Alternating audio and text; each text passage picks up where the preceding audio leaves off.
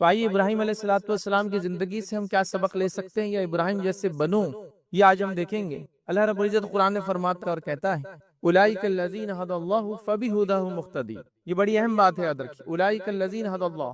اللہ رب العزت انبیاء کے واقعات سناتا ہے اور پھر کہتا ہے اولئک الذین ھدی اللہ، یہ انبیاء اللہ کی طرف سے ہدایت پر تھے، فبہداہ مقتدی، تو تم ان کی ہدایت کی پیروی کرنا، تو تم ان کے ہدایت، ان کے طریقے پر چلنا۔ ابھی لفظ دیکھیے مقتدی کا ہے، اور آپ سب جانتے ہیں، عربی جانتے ہو نہ جانتے ہو، نماز کو مسجد میں آتے ہیں تو امام کے پیچھے جو آدمی امام کے جیسی حرکت کرتا ہے ہو بہو، اس کو بولتے ہیں مقتدی، فالوور۔ امام نے اللہ اکبر کہا، اس نے بھی اللہ اکبر کہا، تو بولتے ہیں مقتدی ہے، وہ امام ہے، یہ فالوورز ہے، اور وہ لیڈر ہے ان کا آگے جو کھڑا ہے نا۔ تو اسے کہتے ہیں اولئک الذین ھدی اللہ، یہ انبیاء اللہ کی طرف سے ہدایت پر تھے، فبہداہ مقتدی، تو تم لوگ ان کی ہدایت کی اقتداء کرنا، پیروی کرنا، جیسا انہوں نے کیا ویسا کرنا۔ طریقہ نبی اکرم صلی اللہ علیہ وسلم کا، لیکن ہدایتیں ان مواقع پہ جو انہوں نے کام کیا، وہ کام تم کو بھی کرنا ہے۔ اللہ رب العزت نے اپنی کتاب کے اندر 25 انبیاء کا نام لیا ہے، اور اس سے ہٹ کر کچھ کا تذکرہ ہے، نام نہیں ہے، لیکن تذکرہ علماء لکھتے ہیں تفسیر کے اندر، یہ اس نبی کا واقعہ ہے، اس نبی کا واقعہ ہے، نام نہیں ہے۔ جیسے سورہ یاسین کے اندر 3 نبی آئے، پہلے ایک آیا، اس نے دعوت دی، لوگ نہیں مانے، اللہ نے اس کی تقویت کے لیے اور 2 بھیجے، ہو گئے 3 نبی، لیکن تینوں کا نام نہیں پتا ہے۔ شمون علیہ السلام کا واقعہ ہے، لیکن آپ کا بھی نام نہیں ہے۔ صحابہ نے، تابعین نے، اقوال موجود ہے کہ تفسیر میں آتا ہے کہ یہ اس نبی کا واقعہ تھا، طالوت اور جالوت کا جو واقعہ تھا۔ تو یہ ساری چیزیں یاد رکھی، تو لہٰذا 25 کا نام لیا، کچھ کا تذکرہ کیا۔ انبیاء تو 1,24,000 کے قریب آئے حسن روایت کے مطابق، تو جب 1,24,000 آئے تو پوروں کا نام اور پوروں کا واقعہ کیوں نہیں لیا؟ اس لیے کہ ان 25 کا نام لینے میں اور کچھ کے واقعہ سنانے میں قیامت تک کے لیے سب کے لیے ہدایت موجود ہو گئی ہے۔ یار مطلب اب ان 25 انبیاء کے جن کا نام لیا گیا اور جن کا تذکرہ کیا گیا، اتنے واقعات ایک انسان کے لیے قیامت تک ہر فتنے سے بچنے کے لیے کافی ہے، اس بات کو سمجھنا۔ اور ان کو جو ان کے واقعات کو بیان کیا گیا، اس میں ہمارے لیے ہدایت ہے۔ طریقہ کار نبی اکرم صلی اللہ علیہ وسلم کہوں گا، لیکن ان کی ہدایتیں لی جائیں گی، اور ہر نبی کا واقعے کے اندر ایک مختلف ہدایت ہے، ایک مختلف پہلو زندگی کا، یاد رکھیں ہر نبی کے۔ جیسے آج کل کے نوجوانوں کے لیے یہ بات گزارش کروں گا، والدین سے بھی گزارش کروں گا، پہلے بھی جمعہ خطبہ میں کر چکا ہوں، کہ آج کل کے نوجوانوں کو جو عشق مزاجی کے چکر میں، لو افیئر کے چکر میں، اور پتہ نہیں کتنے قسم کے سیکشول ریلیشن شپ کے چکر میں ہے، ٹھیک ہے، میں نہیں کہہ رہا ہوں کہ آج جو سن رہے ہیں وہ یہ سب کر رہے ہیں، لیکن سماج میں یہ سب ہو رہا ہے، اگر آپ کو نہیں پتا ہے تو ایک الگ بات۔ تو یوسف علیہ السلام کی زندگی نوجوانوں کے سامنے رکھو، کہ کتنا بہترین خوبصورت نوجوان، اور اس کے بعد فطرت سے ہٹ کر، فطرت کیا ہے دنیا میں بتائیں نا آپ کو، فطرت یہ ہے کہ مذکر مؤنث کو اپنی طرف اٹریکٹ کرنے کی کوشش کرتا ہے۔ فطرت سے ہٹ کر یہ خاتون ان کے اوپر جو گرویدہ ہو گئی، اور اس کے بعد انہوں نے اللہ سے ڈر کر وہ عمل نہیں کیا جس کا وہ آفر دے رہی تھی، حالانکہ مالدار تھی، مقام رکھتی تھی، کوئی بات باہر لیک ہونے کا چانس نہیں تھا، برائی خاموشی سے ہو جاتی تھی، بات دب جاتی تھی، لیکن کہا میں اللہ سے ڈرتا ہوں۔ تو اس واقعے میں یوسف علیہ السلام کی ہمارے لیے یہ عبرت ہے، یہ نصیحت ہے۔ پیرنٹس، والدین سمجھائے بچوں کو۔ تو ہر نبی کا واقعہ آپ جو بھی پڑھیں گے اس میں ہدایت کے کئی واقعات، طریقہ کا نبی اکرم صلی اللہ علیہ وسلم کی سنت، لیکن ان کے واقعات سے ہم کو ہدایت لینا ہے، سمجھ لینا ہے، نصیحت لینا ہے، کنکلوژنز نکالنا ہے، اسی لیے تو واقعات بیان کی۔ مجھے بتائیے، آپ اپنے بچوں کو جو بنانا چاہتے ہیں وہی واقعات بچوں کو سناتے ہوں گے نا؟ جیسے مثال کے طور پہ ایک آدمی اپنے بچے کو ڈاکٹر بنانا چاہتا ہے، تو وہ ڈاکٹرز کے واقعات سناتا ہے، جس نے محنت کی، مشقت کی، راتوں کو جاگا، فلاں کیا، تکلیفیں اٹھائی، پتہ نہیں کیا کیا بیچ کر اپنی تعلیم کو کمپلیٹ کیا، فیس نہیں بھرنے کی وجہ سے 1 سال فیل رہا، بیک لاگ آ گیا، یہ ہوا وہ ہوا، لیکن آج یہ کامیاب ڈاکٹر بن گیا۔ قصے سنائے جا رہے ڈاکٹر، سائنٹسٹ بنانا چاہے تو قصے سنائے جا رہے سائنٹسٹ کے، ہوتا ہے نا، یہ نیچرل ہے۔ تو اللہ تعالیٰ ہم کو کیا بنانا چاہتا ہے، اس نے وہی کہانیاں، وہی قصے، وہی واقعات ہم کو سنائی ہے۔ اب ویسے اردو زبان میں قصہ جو ہے ایک ایسی چیز کو بولا جاتا ہے جو حقیقت پہ مبنی نہیں ہوتا ہے، حقیقت پہ مبنی چیز کو واقعات بولتے ہیں، لیکن عربی زبان میں اس کو قصص بولتے ہیں، وہی قصہ ہوتا ہے۔ تو اللہ نے سٹوریز سنائی تاکہ ہم ان کے جیسے، تو انہی سٹوریز میں جس کو فالو کرو، اللہ خود کہہ رہا ہے ایک سٹوری ہے، ایک قصہ ہے، ایک واقعہ ہے، وہ ہے ابراہیم علیہ السلام کا۔ اور ابراہیم علیہ السلام کو واقعے سے ہم کو نصیحت تو لینا ہی ہے، لیکن ابراہیم علیہ السلام کی ایک اور خصوصیت ہے کہ اللہ رب العزت ان کے تعلق سے قرآن میں 2 مرتبہ اللہ رب العزت نے فرمایا، اور یہ دوسری ہی شخصیت ہے نبی اکرم صلی اللہ علیہ وسلم کے بعد جن کے تعلق سے یہ بات کہا گئے یا کہی گئی، یہ دوسری شخصیت ہے۔ آپ صلی اللہ علیہ وسلم کے بارے میں قرآن نے ایک اور دوسرا ان کے بارے میں اور 2 بار کہی کی سورہ میں، اللہ رب العزت قرآن فرماتا کہتا ہے قد کانت لکم اسوۃ حسنۃ ابراہیم، کہ اے مسلمانوں تمہارے لیے ابراہیم میں اسوہ حسنہ ہے، اچھا نمونہ ہے، اچھی مثال ہے، ان کو دیکھ کر چلو۔ اور یہ بات نبی اکرم صلی اللہ علیہ وسلم کے تعلق سے بیان کی گئی۔ اور دوسری شخصیت سے ابراہیم علیہ السلام ہے، اور ان کے بارے میں اس صورت کے اندر دو بار، ایک کے بعد ایک دو بار بیان کیا۔ تو ابراہیم علیہ السلام ہم لوگوں کے لیے اسوہ حسنہ ہیں۔ اولئک الذین ھدی اللہ فبہداہ مقتدی کے تحت ہم کو ہدایت کی اقتداء اور پیروی کرنا ہے۔ تو آئیے ان کے واقعے سے کچھ کنکلوزیو پوائنٹس، ان کی سیرت سے کچھ مختصر چیدہ موتی جس کو کہیں گے، وہ آپ کے سامنے آج اس خطبے میں رکھنے کی کوشش کروں گا، تاکہ ہم بھی ابراہیم جیسے بنیں، ان کے طریقے پر چلے، اللہ کو جیسے انہوں نے راضی کیا وہ کرے، جو صفتوں کے وہ حامل تھے وہ سب ہم کرے۔ بہرحال وقت نہیں کہ ابراہیم علیہ السلام کی صفتیں اور خصوصیتیں کیا تھی وہ آپ کے سامنے رکھوں، وہ کبھی موقع ملا تو ہم پھر دیکھیں گے۔ لیکن آج ہم ابراہیم علیہ السلام کے تعلق سے وہ کارنامے، وہ کام جو انہوں نے کیا، ویسے بننے کی ہم کوشش کریں گے۔ اور ابراہیم علیہ السلام اتنی اہم شخصیت ہے کہ اللہ رب العزت نے نہ صرف ان کا واقعہ بیان کیا، واقعہ بیان کر کے ان کے واقعے کے اندر سے کچھ چیزوں کو قیامت تک کے لیے ہمارے سامنے جو ہے شاعر بنا دیا۔ شاعر سمجھتے ہیں، علامتیں اور نشانیاں بنا دیا۔ عمرے اور حج کو جاؤ تو صحیح کرو، یہ ان کی زندگی کے، ان کے بیوی کے واقعے سے لیا گیا ہے۔ ہر سال استطاعت ہے تو قربانی کرو، یہ ان کی زندگی میں ان کے بیٹے کے واقعے سے ہم کو لے کر دیا گیا ہے نا۔ تو ابراہیم علیہ السلام کا اس امت سے بہت یا بے حد گہرا تعلق ہے، یاد رکھیں۔ تو ان کی زندگی کا مطالعہ ضروری۔ اس کے علاوہ ایک اور شخصیت ہے جس کے تعلق سے گزارش کروں گا، موقع ملا تو کبھی ہم دیکھیں گے بھی، وہ ہے موسیٰ علیہ السلام۔ یہ ایک ایسا نبی ہے جس کی پیدائش، قرآن و سنت دونوں ملا کر، ان کی پیدائش سے لے کر ان کی وفات اور قبر تک کے تذکرے ملتے۔ یہ واحد نبی، اور اتنے واقعات ہیں کہ تب کم و بیش ہر بڑے صورت میں ان کا تذکرہ آ ہی جاتا ہے۔ تو گویا یہ بھی بڑی اہم شخصیت ہے۔ اور اس کے بعد کوئی نبی ہے جس کا تذکرہ اس کے بعد ہے تو ابراہیم علیہ السلام ہے۔ پھر تو ہمیں ابراہیم علیہ السلام کی زندگی کو نمونہ بنانا۔ آئیے آپ کی زندگی سے جو واقعات ہم کو ملتے ہیں، اس میں سب سے پہلا واقعہ ہم کو ملتا ہے، ابراہیم علیہ السلام نے خوب جد و جہد کی اور توحید کی دعوت لوگوں کو دی، اور حق اور باطل کے خلاف حق پر جم گئے۔ توحید کی دعوت یہ سب سے اہم چیز ہے آپ کی زندگی کی، یاد رکھیں، کیونکہ آپ جب نبی بنائے گئے کوئی مسلمان دنیا میں نہیں تھا آپ کے علاوہ، تو آپ نے سب سے پہلا کام توحید کی دعوت دی۔ یہ ہم کو بتاتا ہے کہ ہم لوگوں کو بھی اگر ترجیحات دینا ہے، کسی کام سے کام شروع کرنا ہے دین کا، تو سب سے پہلے وہ توحید کی دعوت سے، کیونکہ جس کے بعد توحید کی دولت نہیں، جس کے بعد اللہ کو ماننے کا صحیح تصور نہیں، باقی اس کے اعمال اس سے کچھ کام نہیں آنے والے، یاد رکھیں، چاہے پھر وہ اپنے آپ کو مسلمان کیوں نہ کہے، اس سے کوئی فرق نہیں۔ تو ان کی زندگی سے سب سے پہلی چیز جو ہم کو ملتی ہے وہ توحید کی دعوت ہے، اور حق پہ جم جانا اور برائی کے خلاف اڑ جانا، یہ آپ کی سیرت سے، آپ کی زندگی سے۔ تو ہم بھی یاد رکھیے توحید کی دعوت لوگوں کو دے، توحید کا پیغام انسانیت تک پہنچائے، توحید کا پیغام اپنی بھائیوں مطلب مسلمانوں میں پہنچائے، توحید کو لے کر ہر جگہ ہم پہنچے، یہ سب سے اہم مشن تھا۔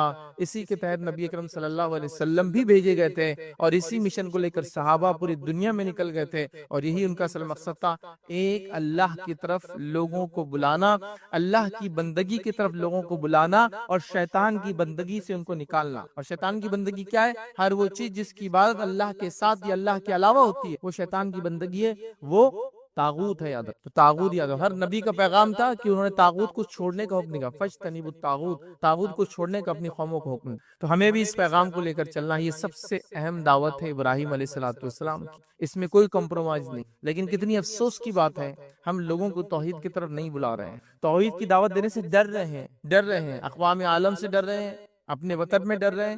لیکن یاد رکھیے، توحید کی دعوت جب چھپائی جاتی ہے تو حالات بگڑ جاتے ہیں، توحید کا پیغام جب سنایا جاتا ہے تو حالات برابر ہوتے ہیں۔ ہم لوگ الٹا سمجھ رہے ہیں، توحید کا پیغام سنایا جائیں گا تو حالات بگڑ جائیں گے، توحید کا پیغام چھپایا جائیں گا تو حالات اچھے رہیں گے، یاد رکھیں، نہیں، اس پیغام کو چھپانے کے نتیجے میں یہاں تک قومیں پہنچ جاتی ہے کہ وہ آپ کی گردن پر بھی ہاتھ ڈالنے لگتی ہے کہ آپ کیوں، کیونکہ ان تک وہ پیغام نہیں پہنچا جو پہنچانا چاہیے۔ تو ابراہیم علیہ السلام کی زندگی اسی کا نمونہ ہے، پوری سیرت ہم نے دیکھی، اس میں واقعات بھی دیکھی۔ تو توحید کی دعوت اور حق پر اڑ جانا اور باطل کے خلاف کھڑا ہو جانا، یہ ابراہیم علیہ السلام کی ہم کو ملتا ہے۔ ابراہیم جیسے بنو، توحید کی دعوت دو، حق پر ڈٹ جاؤ اور اڑ جاؤ، اور حق کو لوگوں تک پہنچاؤ، باطل کی فکر نہ کرو۔ دوسری چیز یاد رکھیے ابراہیم علیہ السلام کی زندگی سے جو ہم کو ملتی ہے وہ یہ یاد رکھیے کہ ابراہیم علیہ السلام نے یاد رکھے اللہ کے راستے میں وقت کی قربانی دی۔ ابھی وقت کی قربانی کی بات میں خاص اتنے اوپر کیوں نہ رہا ہوں توحید کے بعد، اس لیے کہ آج کا دور اور حالات یہ ہے کہ لوگ کہہ رہے ہیں آپ کو کتنا پیسہ چاہیے لے لیجیے، وقت مت مانگی، بس مجھے کسی بھی چیز کے لیے وقت مت مانگی۔ جیسا مثال کے طور پر آپ کسی کے پاس چلے گئے، بھائی مسجد کا کام ہے، مدرسے کا کام ہے، تعلیم کا فلاں فلاں، پیسے لے کے چل جاؤ، میرے کو آؤ مت بولو، لے، چونکہ وقت نہیں ہے انسان کے، کسی کام کے لیے وقت نہیں ہے اس کے پاس، نماز وغیرہ کو آ جائے تو بڑی بات، وقت نہیں، سمجھ رہے ہیں؟ تو ابراہیم علیہ السلام کی زندگی سے جو سب سے بڑی مثال ہم کو ملتی ہے، اللہ کے لیے وقت کو نکالا، زندگی کو لگا دیا، اپنے مشن کو پہچان لیا۔ اب آپ ایک سوال کر سکتے ہیں، اگر اللہ کے نام وقت لگانا ہے تو کیا پھر تجارت کرنا، تعلیم حاصل کرنا، اسکول کالج جانا، یہ سب کیا چھوڑتے ہم؟ نہیں، یہ سب بھی کرنا ہے، لیکن یہ پرائمری نہیں رہیں گا، ہمارا سیکنڈری رہیں گا کبھی. ہم نے کیا ان تمام چیزوں کو پرائمری کر دیا. خالی وقت بچ جائے تو پھر دیکھیں گے، اور شریعت اور تعلیم اور تربیت اور اخلاقیات وہ دیکھیں گے بعد میں. تو ہم اس کو سیکنڈری پریفرنس دے رہے ہیں، شریعت چاہتی ہے اس کو پرائمری پریفرنس، چونکہ باقی چیزیں تو خود بخود آنا شروع ہو جائیں گی اس کے نتیجے میں. آپ کہ دنیا کی مثال ایک سائے کی جیسی ہے، اگر تم اس کے پیچھے بھاگو گے تو یہ کبھی ہاتھ میں نہیں آنے والی. دیکھیے آپ، لائٹ ہے اور آپ چل رہے اور سایہ آگے چلتا ہے آپ سے، آپ پکڑنے جاؤ اس کو، آتا ہے آپ کے ہاتھ میں کبھی؟ بچے کھیلتے ہیں دیکھیے سائے سے، لیکن وہ کہتے ہیں دنیا سے منہ پھیر کر اللہ کی طرف پلٹ جاؤ، دنیا خود تمہارے پیچھے آئیں گے. جیسا آپ سائے کے پیچھے بھاگو گے، سایہ ہاتھ نہیں آتا، پلٹ جاؤ اور چلنے لگو روشنی کی طرف، سایہ خود بخود دیکھو پیچھے آتا ہے، تو دنیا پیچھے آئیں گی. صحابہ، تابعین، تبع تابعین، سلف صالحین اس کی مثال ہے. جب انہوں نے دین کو سب سے اہم جانا تو دنیا دوڑ دوڑ کر پیچھے آئی، قدموں میں لوٹ لوٹ کر آئی، کہ پریشان ہو رہے تھے کہ بھائی اس کو جھٹکنا ہے. یہ حالت تھے یاد رکھ، یہ حالت تھے یاد رکھ، اور ایسا ہی ہوا یاد رکھ. دنیا آتی ہے جب انسان دین چلتا ہے. ہم کیا سمجھ رہے ہیں وقت نہیں دیں گے دین کو، اور دنیا میں زیادہ وقت دیں گے تو دنیا ڈیولپ ہو جائیں گی. نہیں، ایسا نہیں ہوتا ہے. وہ ہم سے پہلے لوگوں کی مثالیں لے لو آپ، نبی اکرم صلی اللہ علیہ وسلم کی بات سے لے کر تقریباً 14ویں یا 15ویں صدی تک لے لو آپ. مسلمان جب دنیا دین میں آگے تھے تو دنیا میں سب سے آگے تھے، یہ نمونے بن گئے تھے انسانیت کے لیے. اور جب دین کو چھوڑا تو دنیا میں بھی سب سے پیچھے ہو گئے. اس بات کو آپ سمجھ، اس بات کو ہم سمجھ. اور واقعات بھرے پڑے ہیں ایسے کہ جب دین پر لوگ چلے دنیا ایسی آئی جس کی کوئی انتہا. عمر ابن خطاب رضی اللہ عنہ کا دور ہے، اور عمر ابن خطاب رضی اللہ عنہ کے دور میں بچے جو ہے مدینے کی گلیوں میں کھیل رہے ہیں، اور ایک تاج ہے اس کو پیر سے دھکا دے رہے ہیں، جو وہ رول ہو رہا ہے نیچے کی طرف، رول ہوتے جا رہا ہے. عمر ابن خطاب رضی اللہ عنہ رک کر پوچھا وہ کس کا تاج ہے یہ جس سے بچے کھیل رہے ہیں؟ تو کہا قیصر کا تاج، خسرو کا تاج ہے، پرشین امپائر کا جو ہیڈ ہوتا تھا یاد رکھیے، یہ اس کا تاج ہے. مدینے میں بچے اس تاج سے کھیل رہے ہیں یاد رکھیے. تو یہ حال تھا جب دین میں آگے بڑھے تو دنیا پیچھے آئی، دولت پیچھے آئی، تجارتیں پیچھے آئی، تعلیم، تربیت، سائنٹیفک انوینشنز پیچھے آئے، سب آیا پیچھے. جب ہم نے سمجھا یہ باقی چیزیں مین ہے، تعلیم میں آگے بڑھو، سیاست میں آگے بڑھو، اقتصادیات مطلب اکنامکس فائنانس میں آگے بڑھو، فلاں میں آگے بڑھو، دین کو بعد میں سیکنڈ پریفرنس، تو پھر دنیا بھی ہاتھ سے گئی، دین بھی ہاتھ. تو ابراہیم علیہ السلام نے وقت کو اللہ کی راہ میں قربان کیا. جوانی، بچپنا، جوانی، ہر چیز، بڑھاپے تک، اولڈ ایج تک بہرحال اللہ کی راہ میں خدمت کرتے رہے. سفر اور کیا کچھ نہیں کیا، بہرحال واقعات بھرے پڑے ہیں. تو وقت دیجیے اللہ کے لیے، کیونکہ یہ اصل چیز ہے جو انویسٹ کر سکتے آپ، اور اسی کا بدلہ آخرت میں ملنے والا ہے. یاد رکھیں. اور وقت کیا چیز ہے یاد رکھیں، گزر جاتا ہے، واپس نہیں آتا ہے. اس لیے اس کو عربی میں عصر کہا جاتا ہے. عصر کہتے ہیں ایسی چیز کو جو گزر جائے تو واپس لوٹ کر نہ آئے. جیسے کہ آپ نے نیمبو کو لے کے نچوڑا، ایک بار نچوڑ لیا، اس کو بولیں گے عصر. اب واپس ڈال سکتے ہیں اس رس کو اندر؟ نہیں. جانور کا دودھ دھو دیا، اس کے تھن سے نکال دیا، واپس ڈال سکتے ہیں؟ اب نہیں. اس کو بولتے ہیں عصر. اسی لیے زمانے کو بھی گزرتے ہوئے کہتے ہیں عصر، چونکہ گزر جاتا ہے تو واپس نہیں. تو یہ رائٹ سب سے اہم، سب سے موسٹ امپورٹنٹ انویسٹمنٹ آپ کا جو کر سکتے ہوئے اللہ کے دین کے لیے. وقت نمازوں کے لیے، تلاوت قرآن کے لیے، دینی تعلیم حاصل کرنے کے لیے، دین لوگوں کو سمجھانے کے لیے، دینی باتوں کو سیکھنے اور سکھانے کے لیے پرائمری وقت ہمارا اس کے اندر لگے. بعد میں آپ کام بھی کرتے رہیے، مجھ سے کوئی روک نہیں رہا، لیکن وقت لگائیے دل کے ساتھ، مجبوراً نہیں. تو ابراہیم علیہ السلام نے اپنا وقت لگا دیا، اللہ رب العزت نے ان کو دنیا کا امام بنا دیا، ایسی شخصیت بنا دیا. بہرحال تیسری چیز جو ابراہیم علیہ السلام کی زندگی سے ملتی ہے، یاد رکھیے، جان اور مال کو اللہ کی راہ میں قربان کر. جان اور مال سب قربان کر. اپنی جان لگا دی اللہ کی راہ میں، اپنا مال لگا دیا اللہ کی راہ میں. ایک آدمی کے بارے میں تصور کیجئے، دنیا کے مختلف علاقوں میں صرف وہ اللہ کے دین کی دعوت دینے گھوم رہا ہے، تو جان مال سب لگ رہا ہے نا. جو بھی ارننگز اور انکمز آتی ہوں گی خرچ کر دیتے ہوں گے. انبیاء علیہ السلام لوگوں کے اوپر بوجھ نہیں تھے، بیٹھ کر نہیں کھاتے تھے. یاد رکھیں، انبیاء علیہ السلام نے علی اعلان اپنی دعوت میں کہا ہم تم سے کوئی اجر دنیا کا نہیں چاہتے ہیں، ہمارا اجر اللہ کے پاس ہے. تو کوئی بھی نبی یاد رکھے ڈیپینڈ نہیں تھا کسی پر، حالانکہ اتنا موسٹ امپورٹنٹ ورک کر رہے تھے. تو انہوں نے جان اور مال، ظاہر سی بات ہے اب اتنا آدمی جو دین کے لیے وقت لگا رہا ہے بہت زیادہ سرمایہ نہیں کر پاتا، بچا نہیں پاتا، خرچ ہو جاتا ہے. اور آپ اللہ کی راہ میں یاد رکھیں جان اور مال اپنا سب کچھ لٹا چکے تھے، جس کے نتیجے میں، اور اللہ رب العزت کے بارے میں یہ بات میں نے آپ کے سامنے رکھ دی تھی پہلے بھی، اللہ تعالیٰ قربانیوں کا قدردان ہے، وہ قربانیوں کو ضائع نہیں ہونے دیتا. یاد. تو ابراہیم علیہ السلام نے وقت کے ساتھ ساتھ جو اہم چیز اور ایسٹ انسان کے پاس تھا، جان اور مال کی قربانی اللہ رب العزت کی راہ میں لگا دی. آج ہم یہ کام کے لیے بھی تیار نہیں. تھوڑی سی اگر آنچ آ جائے مجھ پر اگر توحید کی وجہ سے، تو میں اس کو برداشت کرنے کے لیے تیار نہیں ہوں. کیوں رشتے خراب کرنے کا، کیوں پڑوسی سے معاملہ خراب کرنے کا، کیوں ایسا کرنے کا، چھوڑ دو نا. اور چھوڑ دے رہے چیزوں. مال خرچ کرنے کا معاملہ آیا تو اللہ رحم کرے، اللہ کے چند بندوں کو، نیک بندوں کو چھوڑ کر سب کا معاملہ یہ، وہ چاہتے سارے کام زکات میں نپٹا دی جائے امت کے. کوئی بھی کام بولتے زکات چلتی، سارے چیزیں 2.5% میں نپٹانا چاہتے، اور وہ بھی سال میں نصاب کو مال پہنچتا ہے تو نکلتی ہے، ورنہ کسی کی نکلتی بھی نہیں ہے۔ تو بڑا سب کام 2.5 میں نپٹا لو، آپ مسجد بنانا ہے تو زکات میں نکال لو، مدرسہ زکات میں چلا لو، اسکول زکات میں چلا لو، سب 2.5 میں ایڈجسٹ کر لو۔ اور اب تو لوگ اس سے بھی نیچے آ چکے ہیں، وہ بول رہے انٹرسٹ میں ہوتا ہے یہ کچھ، نعوذ باللہ انٹرسٹ چلتا ہے کیا اس کے لیے؟ اور انٹرسٹ کے لیول پہ آ گیا، 2.5 سے بھی نیچے چلے گئے۔ انٹرسٹ کہاں کا چلتا ہے بول رہے ہیں، بتاؤ، وہ وہاں دینا چاہتا ہوں میں جو کہ اتنا انٹرسٹ میرے پاس آ رہا ہے۔ اپنے انکم کا پرائم، اپنی کمائی کا سب سے بیسٹ، تو 2.5% تو فرض ہے، 97.5 کے بارے میں کیا ہے؟ وہ محبت کی زکات ہے، یہ شریعت کی زکات ہے، 2.5% دینا ہی ہے۔ لیکن جب اللہ سے بندہ محبت کرنے لگتا ہے تو 97.5 ہی نکال دیتا ہے، چونکہ وہ محبت کی وجہ سے زکات مطلب خرچہ کرتا ہے اللہ کے راہ۔ تو ابراہیم علیہ السلام نمونہ ہے جان اور مال خرچ کرنے میں۔ آگے بڑھتے ہیں۔ ابراہیم علیہ السلام نے اللہ کی خاطر اپنے گھر کو چھوڑ دیا، معمولی چیز نہیں یاد رکھی۔ لوگ جب کمانے باہر جاتے ہیں نا تو کبھی ایئرپورٹس پہ کھڑ رہے کہ دیکھ کمارا بھی ہے تو وہ لوٹ کے ماں سے ملنے آ رہا، باپ سے ملنے آ رہا، رشتہ دار سے ملنے، اس کا دل جانا چاہتا نہیں، حالانکہ واپس آنے والا ہے، تھوڑی ہمیشہ کے لیے جا رہا ہے، اس کو بیچا تھوڑی یا غلام تھوڑی ہو، تو بھی اس کا دل لگتا ہے، صرف گھر چھوڑ کر کمانے کے لیے جا رہا ہے حلال، ہمیشہ کے لیے نہیں جا رہا ہے۔ تو یہ حال ہے۔ پھر اگر بیوی بچے پیچھے ہو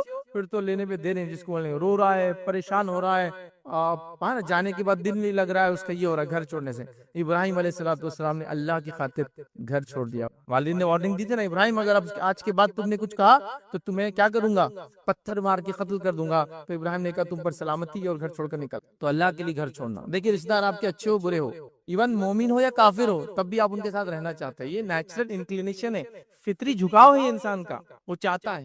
دیکھیے کسی انسان کو پوچھے جو ابھی US میں چلا گیا، ہوں گے نا آپ کی رشتہ دار جان پہچان، کینیڈا چلا گیا، XYZ چلا گیا، اس سے کبھی پوچھیے اورنگ آباد میں آ کے واپس رہنا کیسا دل چاہتا ہوتا ہے، اگر مجھے اتنی انکم ہو جائے نا واپس آ کے یہیں بس جاؤں گا، سمجھا؟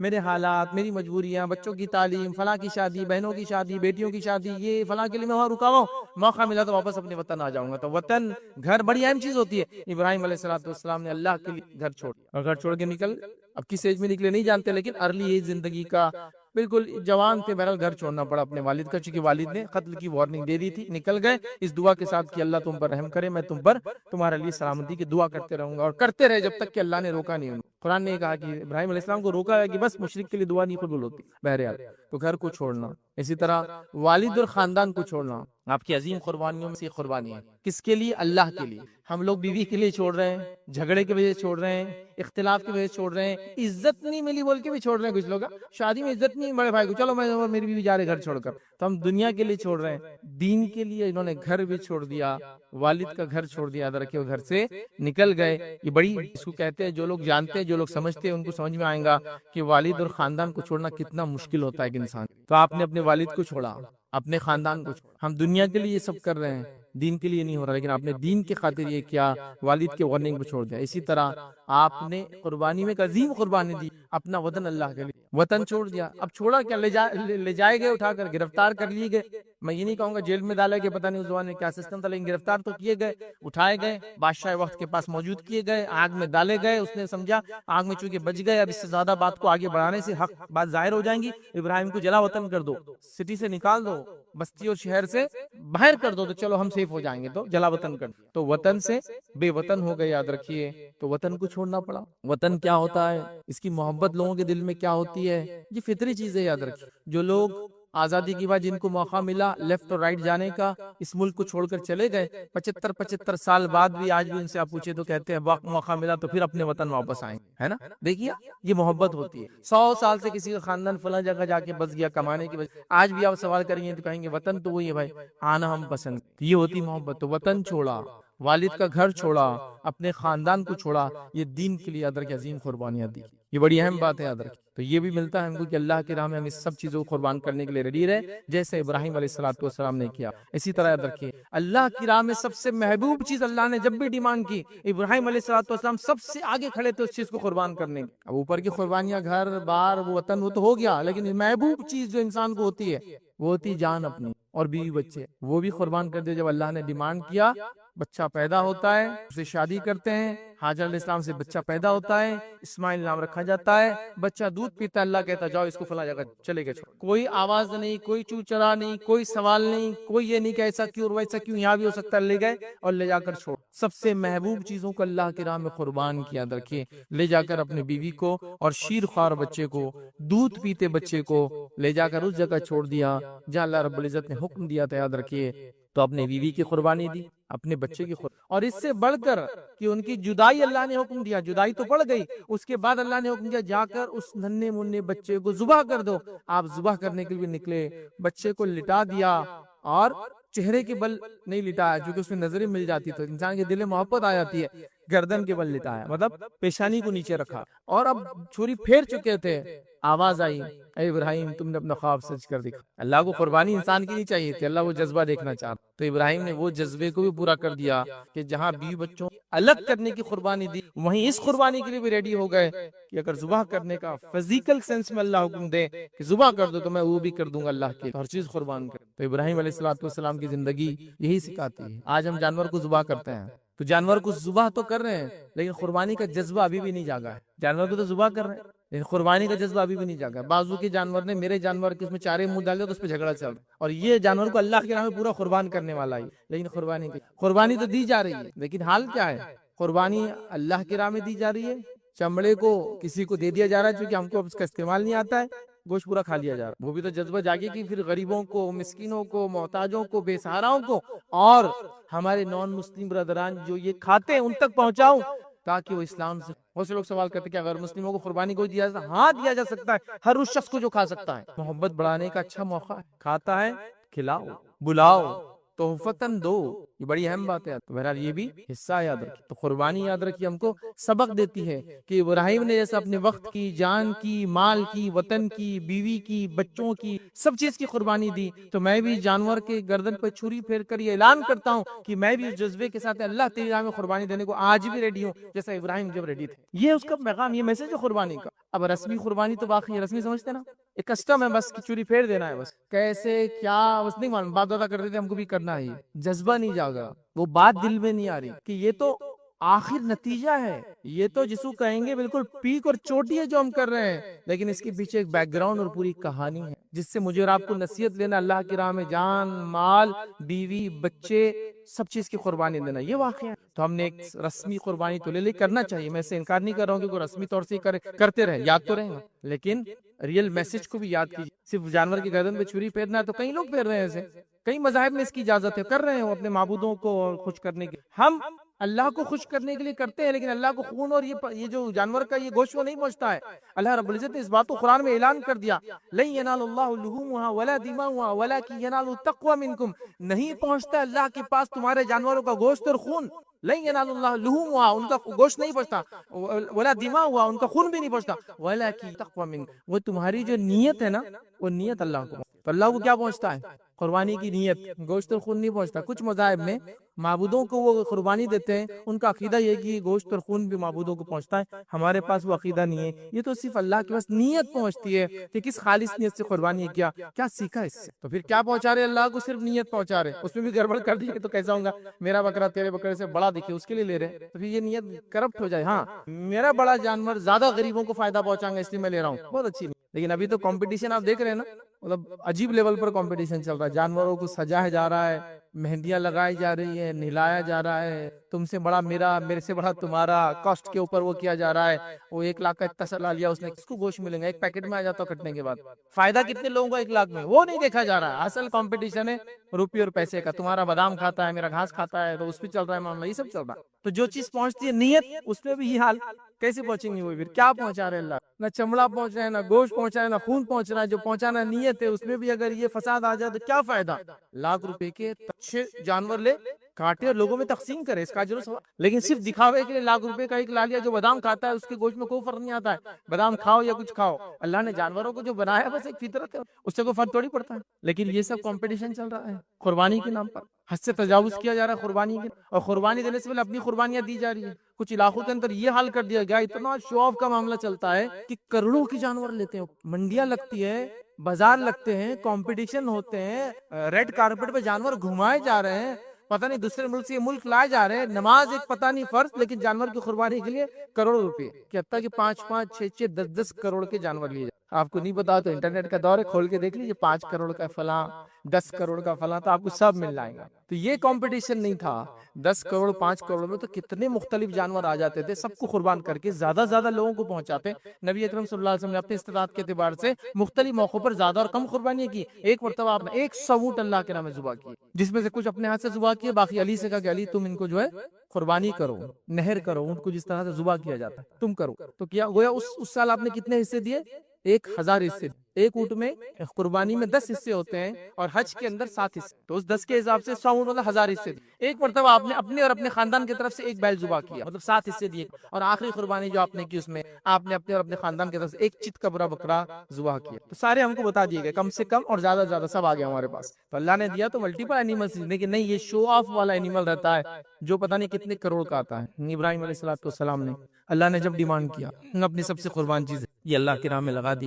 ابراہیم علیہ السلام آزمائشوں سے گزرے اللہ کے واسطے۔ ہم باقی سب چیزوں کو تیار ہے، ٹیسٹ اور آزمائش کو تیار نہیں، لیکن بغیر آزمائش کے کامیابی نہیں ہے، بغیر ٹیسٹ کے ریزلٹ نہیں ہیں۔ یہ اللہ کی فطرت رہی ہے کہ لوگوں کو اور قوموں کو اس نے آزمایا جب انہوں نے ایمان کی بات اور دعویٰ کیا، آزمایا جان سے، مال سے، تجارت کی کمی سے، کھیتی باڑی کی کمی سے، اولاد کی کمی سے، سب چیزوں سے آزمایا اندر، اور جب وہ ٹیسٹ سے گزرے تو وہ کامیاب ہو گئے دنیا میں، وہ کامیاب ہوں گے آخرت۔ تو آزمایا گیا ابراہیم علیہ السلام کی آزمائش فزیکل بھی رہی، خود پر بھی، اور دوسرے ذہنی طور سے بھی آپ نے آزمائشوں سے گزرے۔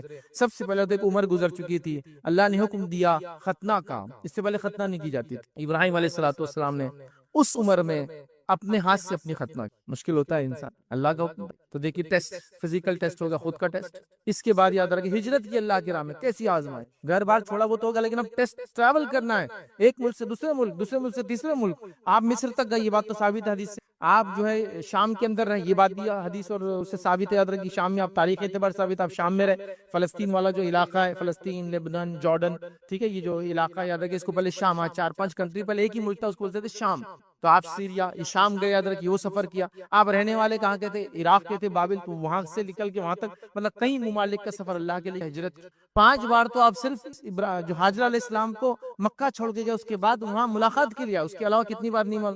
تو اللہ کے راہ میں ہجرت کرنا، اور حدیث میں آتا ہے نبی اکرم صلی اللہ علیہ وسلم نے فرمایا یہ پہلے انسان تھے جنہوں نے اللہ کے راہ میں ہجرت کی، ابراہیم اور لوط علیہ السلام فرسٹ لوگ تھے جنہوں نے ہجرت کی۔ اس کے بعد دوسری ہجرت ان لوگوں نے کی جو حبشہ گئے نبی صلی اللہ علیہ وسلم، اور سیکنڈ ہیومینٹی کی ہجرت تھی، یاد رکھیے فرسٹ ہی ہے، سیکنڈ، اس سے پہلے کبھی انسانیت کو دین کی وجہ سے اپنا علاقہ وطن چھوڑنا نہیں پڑا تھا، یہ فرسٹ ٹائم تھا۔ سیکنڈ ٹائم نبی کریم صلی اللہ علیہ وسلم کے زمانے میں ہوا۔ تو آپ نے کیا کیا کیا؟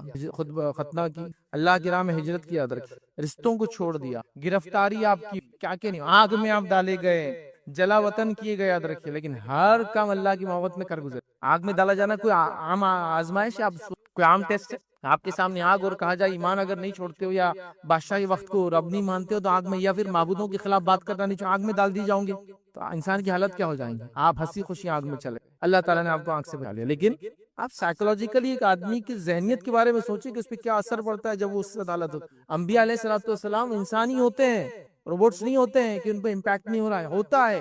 نبی اکرم صلی اللہ علیہ وسلم کی جب 2 بیٹیوں کو طلاق دے دی ابو جہل نے، ابو لہب نے، اس کے بیٹوں سے نکاح ہوا تھا، ودائیگی نہیں ہوئی تھی، جیسی اللہ کے رسول صلی اللہ علیہ وسلم نے اعلان کیا ایمان کا، اس نے دونوں کو طلاق دی۔ اللہ کے رسول صلی اللہ علیہ وسلم کو ذہنی تکلیف، آپ کا پڑوسی ابو لہب نبی اکرم صلی اللہ علیہ وسلم گھر میں کچرا ڈالتا تھا روز، صرف تکلیف دینے کے لیے۔ سوچو آپ کا پڑوسی روز کچرا ڈالا آپ کو، روز کتنی تکلیف ہوتی ذہنی، ہے نا؟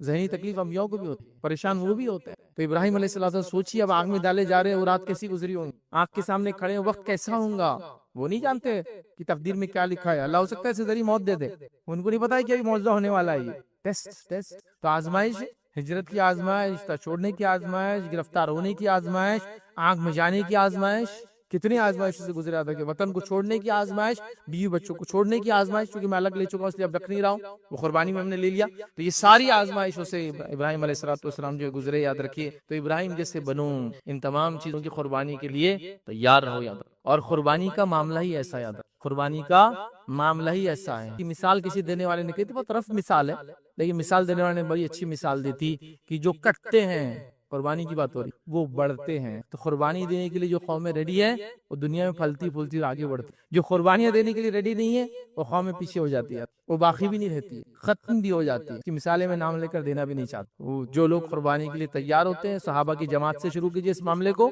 تو دیکھیے دین بھی آگے بڑھا، حکومتیں بھی آگے بڑھی، تمام معاملات بھی آگے بڑھے۔ جب سے لوگ ڈرنا شروع ہو گئے اپنے آپ کو کہ دنیا میں ہمیشہ جینا ہے، تو ساری چیزوں کا معاملہ جہاں تھا وہیں تھما ہوا ہے۔ تو اس چیز کو سمجھنا ہے۔ تو قربانی بہت بڑا میسج لے کر آتی ہے ہر سال ہمارے لیے۔ اور آخری پوائنٹ لیں گے ابراہیم علیہ الصلوۃ والسلام کی زندگی سے، وہ یہ ہے کہ اللہ کی راہ میں بہت محنت کی، تکلیفیں برداشت کی، اور ایک محنت۔ تکلیفیں کبھی یہ ہوتا ہے کہ آدمی کچھ نہ بھی کرے تو آ جائے تو بولتا چلو برداشت کر لیں، لیکن محنت بھی کی، نکل کر کام کیا کیا محنت نہیں کی، اندازہ لگائی دعوت دینے کے لیے کس محنت کی ضرورت نہیں، ہجرت کرنے کے لیے کتنا اپنے آپ کو تیار کرنے کی انسان کو ضرورت ہے، یاد رکھے۔ لیکن ان تمام چیزوں کو جو آلریڈی میں لے چکا ہوں نہیں رکھتے ہوئے آپ نے بڑی محنت کی، آپ نے سفر کی اللہ کے راہ۔ مصر گئے تو ابھی کوئی آپ کو مصر میں یہاں سے وطن سے نکال کر مصر نہیں بھیجا گیا تھا، وطن سے نکال دیا گیا تھا، بابل سے نکل گئے تھے۔ اس کے بعد آپ دنیا میں کہیں بھی جا سکتے، آپ نے اللہ کے دین کی دعوت کے لیے آپ مصر گئے، آپ شام گئے، آپ نے مختلف سفر کی۔ اس کے علاوہ یاد رکھے کعبے کی تعمیر، اور آپ فزیکلی محنت کرنے والے انسان تھے، کعبے کی تعمیر کے تعلق سے آپ آئے، اور اسماعیل اور ابراہیم علیہ الصلوۃ والسلام نے دونوں نے کعبے کی تعمیر، اور تعمیر کرتے وقت یہ دعا کرتے تھے، ربنا تقبل منا انک انت السمیع العلیم۔ قرآن کی جو دعا ہے یہ ان دونوں کی دعا ہے کہ اللہ ہم سے قبول کرے اس عمل کو۔ اس سے پتہ چلتا ہے جب بھی کوئی نیکی کرو تو دعائیں کرو اس کے ساتھ، اللہ قبول کر اس نیکی۔ کوئی شور نہیں ہے کہ آپ نے کر لیا تو وہ قبول ہی ہو گئی۔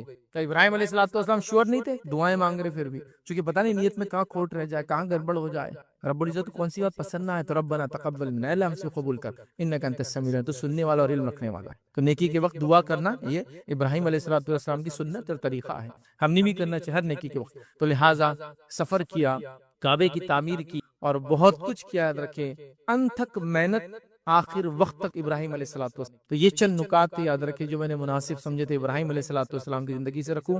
اس میں بڑوں کے لیے نمونہ ہے، بچوں کے لیے عبرت اور سبق ہے، مردوں کے لیے اس کے اندر، خواتین کے لیے اس کے اندر سبق ہے، سب کے لیے۔ کیونکہ ابراہیم علیہ الصلوۃ والسلام کا خاندان بھی قربانیاں دینے کے لیے ریڈی تھا ہر وقت، جب ڈیمانڈ انہوں نے کیا انہوں نے قربانی دی، جس چیز کی کیا دے دی۔ تو عورت بھی، مرد بھی تیار تھے، عورتیں بھی تیار تھی، بچے بھی تیار تھے، بوڑھے بھی تیار تھے، ہر عمر کے لوگ تیار تھے اللہ کی راہ میں قربانی دینے۔ لہٰذا ہمیں بھی چاہیے اس عید الاضحیٰ کا یہ سبق لے کے چلے کہ دین پر اگر چلنا ہے تو دین قربانی ڈیمانڈ کرتا، قربانی اگر دوں گے تو اللہ تعالیٰ اس کا بہت قدردان ہے، قربانیوں کا بدلہ اس دنیا میں بھی دیا جائے گا، اور آخرت میں تو بس انہی لوگوں کے لیے بدلہ ہے جو دنیا میں اپنا سب کچھ اللہ کے لیے لٹا کر گئے۔ یاد رکھیں، تو لہٰذا اس میسج اور اس پیغام کو یاد رکھیں۔